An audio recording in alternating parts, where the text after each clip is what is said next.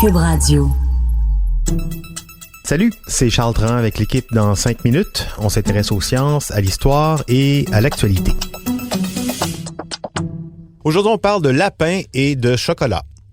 Ben oui, Pâques, n'en déplaise à Noël, c'est la plus importante fête du calendrier chrétien. Oui, bien sûr, c'est génial que Jésus soit né, mais c'est encore mieux qu'il soit ressuscité.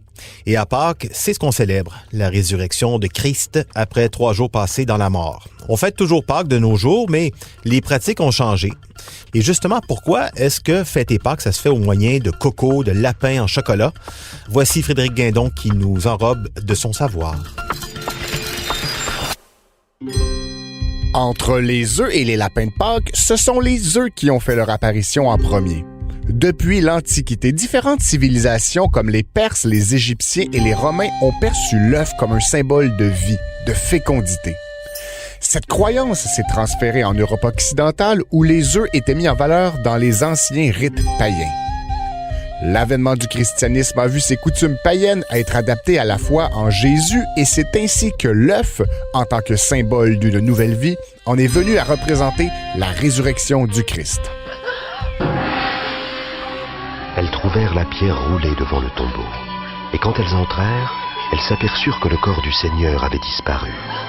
Certains croyants percevaient même l'œuf comme un symbole de la grosse pierre devant fermer le tombeau de Jésus, mais ayant été déplacé par sa résurrection. Il n'y avait plus rien, plus de corps. Plus de corps? Comment est-ce possible?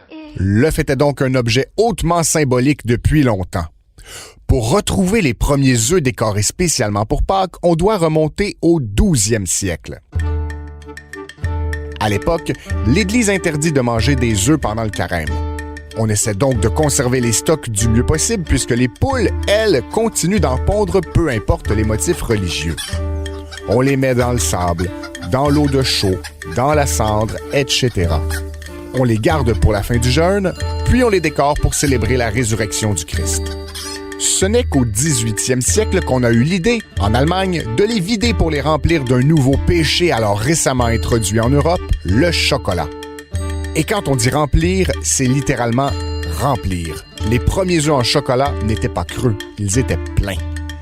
Quoi de mieux qu'une telle gourmandise pour célébrer notre Sauveur qui est mort pour nos péchés sur la croix, mais également pour fêter la fin de 40 jours d'un impitoyable jeûne. Comme les musulmans à la fin du Ramadan, les chrétiens de l'époque aimaient bien se sucrer le bec après le carême. Si les méthodes ancestrales de production chocolatière rendaient difficile le moulage d'œufs creux comme on les connaît aujourd'hui, le développement technologique lié à l'industrialisation va propulser les œufs creux au sommet de la popularité. Les œufs de chocolat au lait créés par John Cadbury en 1875 eurent notamment un succès fracassant. De nos jours, la plupart des chocolats de Pâques sont aussi faits de chocolat au lait. Ce qui nous amène bientôt au lapin de Pâques. Dans l'Europe catholique, il est interdit depuis plusieurs siècles de sonner les cloches des églises entre le jeudi saint et le dimanche de Pâques, puisqu'on est censé être en deuil. Selon la légende qui est racontée aux enfants, les cloches ne pouvaient pas sonner parce qu'elles étaient parties se faire bénir à Rome par le pape. À leur retour, pour célébrer Jésus ressuscité, elles laissaient derrière elles des œufs décorés et des friandises. Mais en Allemagne, la légende diffère un peu. L'emblème de la déesse Ostara, un autre symbole de fécondité dans la tradition païenne germanique, n'est pas un œuf. C'est un animal reconnu pour sa fertilité, le lapin. Par conséquent, dans ce pays protestant, c'est un lapin qui amenait les œufs de Pâques. Selon certains historiens, l'idée était également de se distinguer des mœurs catholiques.